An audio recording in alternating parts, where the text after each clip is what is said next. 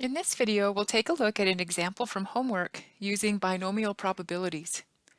According to an airline, flights on a certain route are on time 75% of the time. Suppose 17 flights are randomly selected and the number of on-time flights is recorded. A. Explain why this is a binomial experiment. So it meets the 4 criteria for the binomial experiment. So we're going to go ahead and answer the following questions. So in this binomial experiment, the probability of success, P, is equal to 0.75. That's the probability that your flight is on time.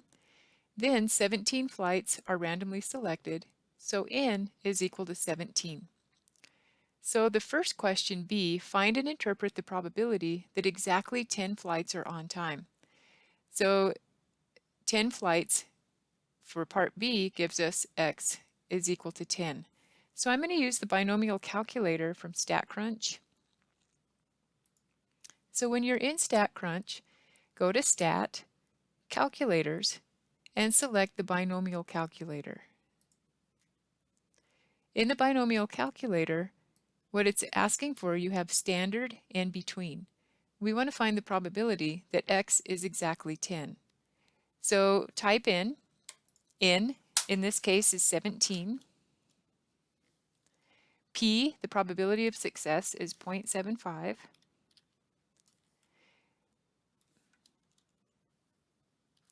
Then you have some choices. You have X is less than or equal to, equal, greater than or equal, less than, greater than, and equal. I want to find out the probability that N is exactly 10 flights on time. So when you click compute, we end up with 0.0668. So that's the first question. So that's part A. Then interpret that probability. So interpreting the probability, in 100 trials of the experiment, it's expected that about 7 result in exactly 10 flights being on time. So you would multiply 100 times your probability and you get 6.68, which rounds up to 7. The next question, the probability that fewer than 10 flights are on time. So let me write out, this is the probability, part B is the probability that X is exactly equal to 10. Now we want to find the probability that fewer than 10. So this is X is less than 10. So use the binomial calculator.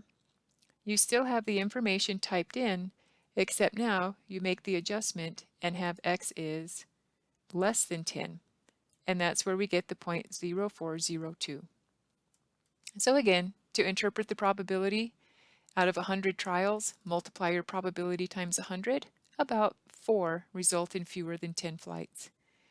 Part D, the probability that at least 10 is the probability that X is greater than or equal to 10.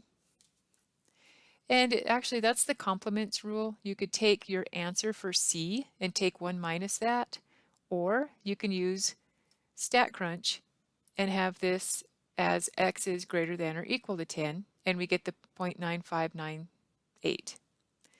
Then the last question, E, the probability that between 8 and 10 flights, inclusive, that's the probability that inclusive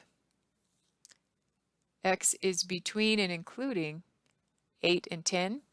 Use the binomial calculator on StatCrunch.